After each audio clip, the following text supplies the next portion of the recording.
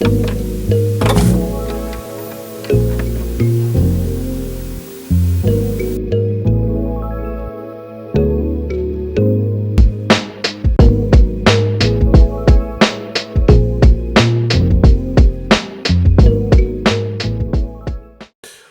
up? It's your boy T on the Reaction Days Films Friday. About to check out the first video from Films Friday today. It's from L Train's World 2. I love the stories he's doing behind a lot of some of my favorite artists, producers, story of producers and everybody I heard about as well too, such as New Jabbies, Sylvia Robinson, and Paul C. Many others as well too. Next, we want to check a story behind a man who is the sampling pioneer, a hip hop producer legend, and right here, the one and only Marl, the leader of the Juice Crew as well too. Though Marl did a lot of production made for Queenbridge based artists of the Juice Crew such as MC Shan, Roxanne, Shantae, Cool G Rap, and many others as well too, and as well as many others for his infamous Cold Chillin' label that he was part of as well too, along with Big Daddy Kane, Biz Markie, Gee, Massey, and the lad I mentioned earlier as well too, Craig G, another one for QB as well too, and many others. As well as became a producer for other artists, such as being part of the production team of the Uptown Records for Uptown Crew, LL Cool J, Lords of the Underground, and many others as well too. So without further ado, let's check out the story behind the legend, Marley Marl, on the accidental discovery that changed hip hop. Let's get it. And you know, I also done some stuff reaction video from Marley Marl when he did his behind the story of some of his production and everything, and redoing them on newer equipment as well too. So let's get it. There's only a few names who can truly be called the architect of hip-hop sound. One of them is Marley Marl. He discovered a way of sampling that completely changed the direction of the genre and inspired everyone who came after him. Marley Marl is one of the greatest hip-hop producers, period. I think that the top of our family tree is Marley Marl. When it came to Marley, that's when I was like, that's not right, saying it's the same picture. I want to learn how to make beats. He's that much of a master. I guess it's AI. This AI right here. Say a swordsman that I didn't even think he was sampling. This is his story. From sneaking a quick go on his brother's turntables, to DJing on one of hip-hop's foundational radio shows, to that crucial studio session where he discovered his sampling technique by accident. Our story begins in Queensbridge, New York City, the largest housing project in America. A maze of red brick towers alive with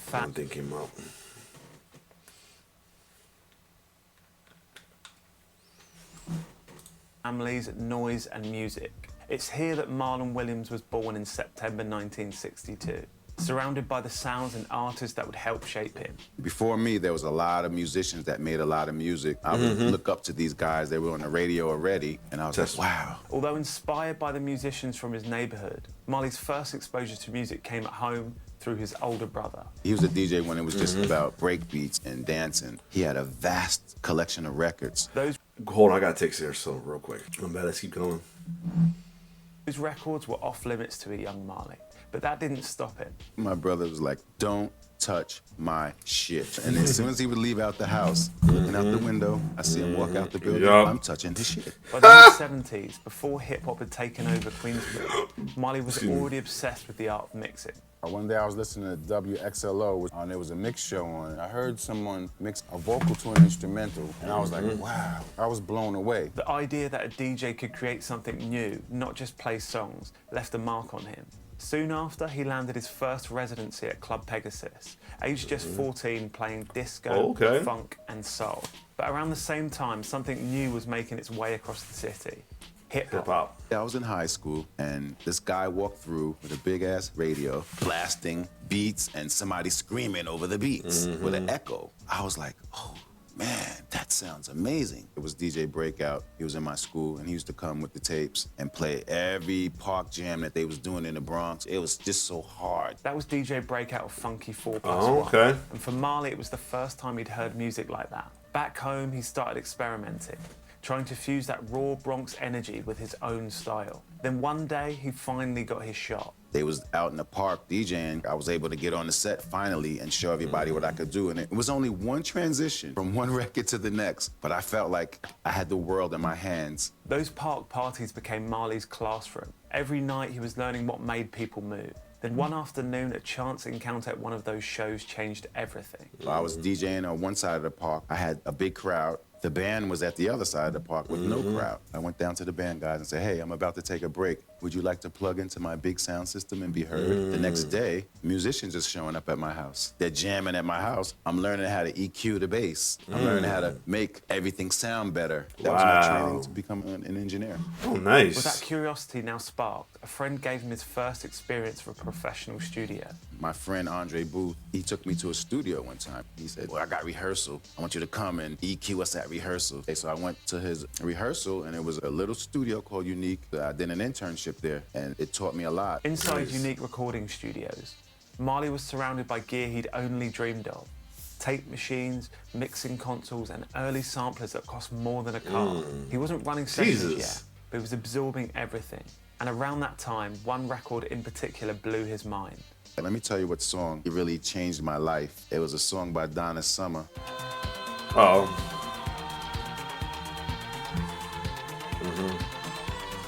I heard a syncopated bass line to a track and all electronics going on. And that record right there made me decide that I want to make music. I Feel Love showed him what was possible with machines.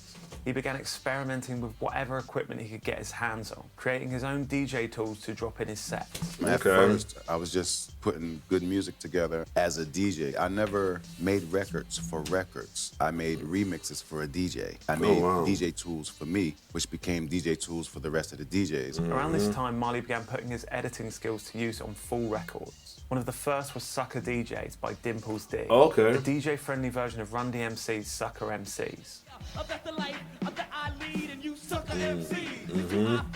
Sucker MCs was out, so I made a version with a female talking about Sucker DJ.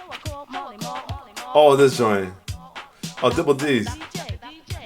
Those homemade edits stood out. They didn't sound like the official versions that everyone else was playing. And before long, they landed him his first radio gig. I did an internship at WBLS. The lady would do a workout show, and she hired me. Her name was Pat Prescott. Right now, we're getting ready for the morning workout. Oh, wow. Join us today, Pat Prescott on this end. She's like, there's a lot of records out, but I need extended versions because we're going to do exercise. Nice. You're an exercise editor. Wow. We're going to give you songs. You're going to chop it up. That's crazy because I always dream about playing at a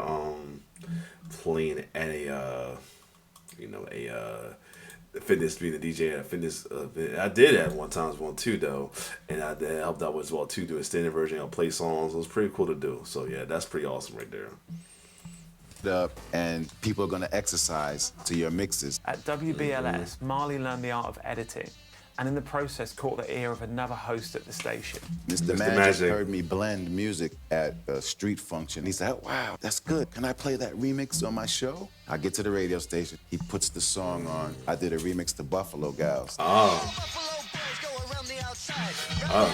We got the early incarnation of the Marley mix. Nice.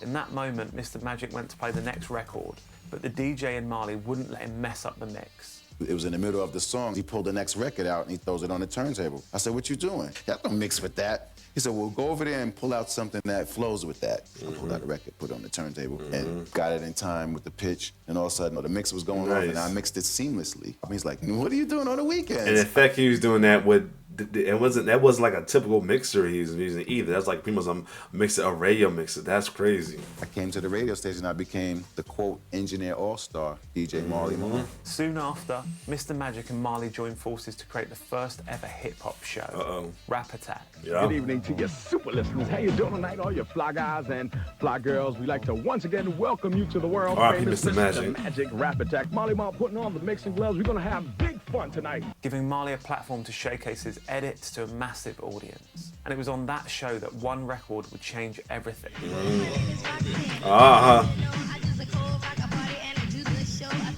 He lived in a building across from me. when he said to me, for me to come to his house, he wanted me to do a freestyle over a beat real quick. And so I just did Roxanne's Revenge right off the top of my head in the process of doing my laundry. And he was like, just it's only gonna take like 5 minutes. And I was like, okay, look, I got 7 minutes. And I actually did Roxanne's Revenge in 7 minutes. One take left and then went back downstairs to do the laundry. That track was a response to UTF's Roxanne, Roxanne. Walking down the street, so I said, hello, can't go from UTFO. And she so, I said, so. Roxanne was out at the time, and I wanted an alternative. She just came to the house, one take, rhymed over it, and we put it on the radio that night, and it became a gold record. In just a few years, Marley had gone from his brother's turntables to the clubs to breaking hit records on one of the most influential shows in New York City.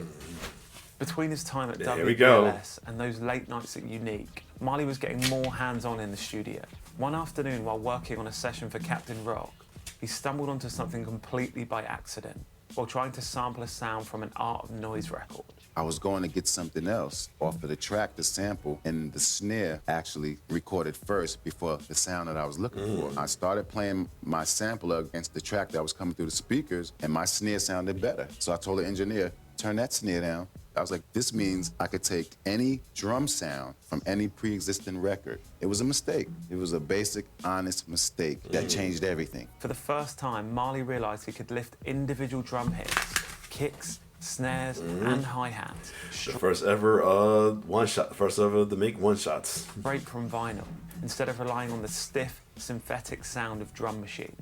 That day, I went to the audio store and bought a digital SDD sampler by Korg, and it had 1.5 seconds of sampling time. It had a trigger in the back, so me being an engineer, I would see these guys triggering all day. I remembered that I could get a trigger to trigger my actual sample. I would trigger it from a drum machine. This is pre-MIDI. We had So he triggered it from and anybody triggered with an 808. Called sync. I would make a pulse come from my drum machine and trigger my sampler, or however the rhythm I wanted the drums to be. He'd take a kick from one record, a snare from another, a hi-hat from somewhere else, recording each to tape layer by layer. That sample discovery made entirely by accident would go on to reshape not just Marley's music, but the sound of hip-hop itself. And the first record to showcase it was Marley Marl Scratch, featuring another Queensbridge native, MC Shan. All of his beats and my rhymes attached. From the new creation called the Marley Scratch. We always who used to rhyme on his block.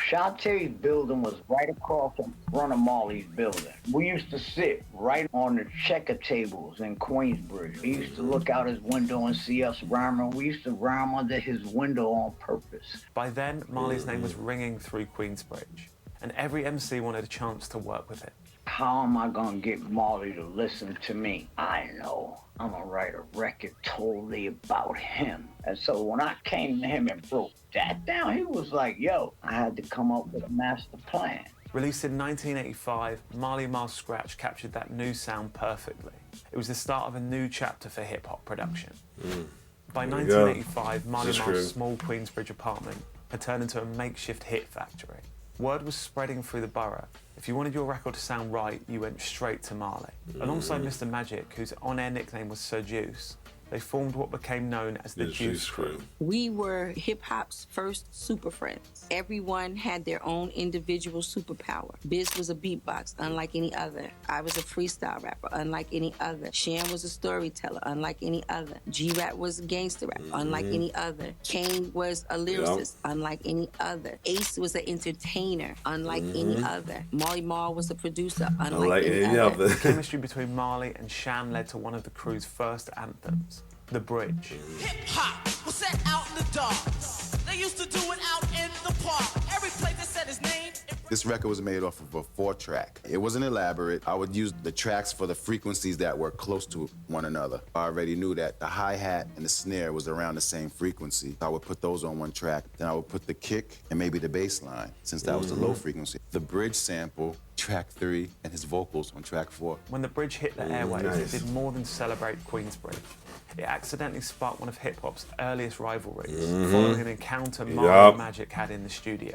We were in the studio, and there was a group next door called Boogie Down Production. Oh, they weren't known yet. They were just making demos. They saw Mr. Magic. Oh, could you please listen to my demo? They play the music. Magic's looking at me like, he goes over to the console, shuts it down. This shit is garbage. And I'm like, how do I get out of here without getting punched? Of getting out of the studio. Wow. My prized drum reel. And they went in the studio that very night, took my drum sounds, and made a record dissing us. Wow, that's crazy. And the bridge wars were on. Wow. A battle broadcast live over Mr. Magic's radio show. WBLS 107.5 in the class by itself, often imitated but never quite duplicated. This is the original Juice Crew, which covers the entire Metro New York area because I am, of course, from the boogie down Bronx. And this KRS crew, who are they? Where are they from? Sounds like sauce. Ragu, homeboy. We will battle you anytime, any place. But outside of that storm, Marley kept building. Between 1987 and 1989, his cold chilling studio became a production line for classics. Biz Markie's Going On, Big Daddy Kane's Long Live the Kane, Kool G Rap and DJ Polo's Road to Riches. By 1988, the Juice Crew were unstoppable. And when Marley brought them together for the Symphony, a last-minute addition to his debut album In Control Volume 1, they set a new standard for pop. They did. My album was done, and that was the photo shoot for the album. And Kane was like, yo, we all together, let's make a record. So everybody on that photo was supposed to be on the symphony, but some didn't show up to the record. I didn't even know the impact that that record would make. As for you play yourself. All right, quick break before we go get to the next part of the story.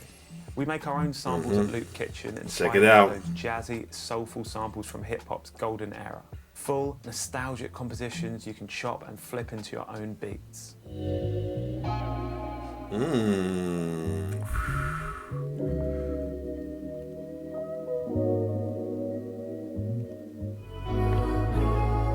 I like the album covers.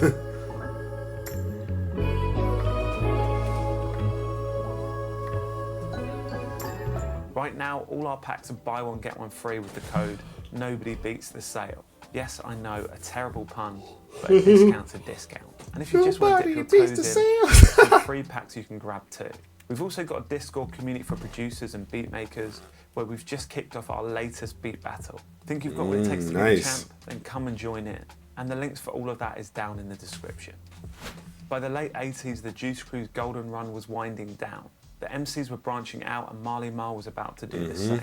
Having left Rap Attack to start his own WBLS show In Control in '88, bigger artists were now reaching out to appear on the show.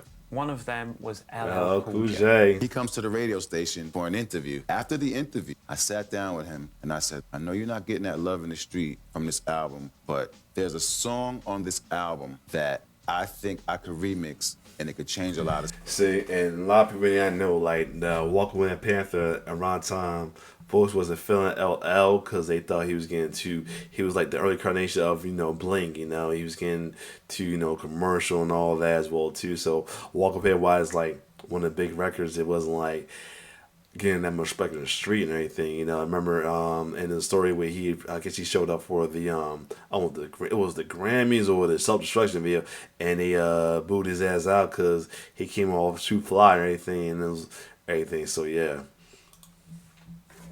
Stuff. He's like, oh, jingling baby. He got me the parts, and that changed everything.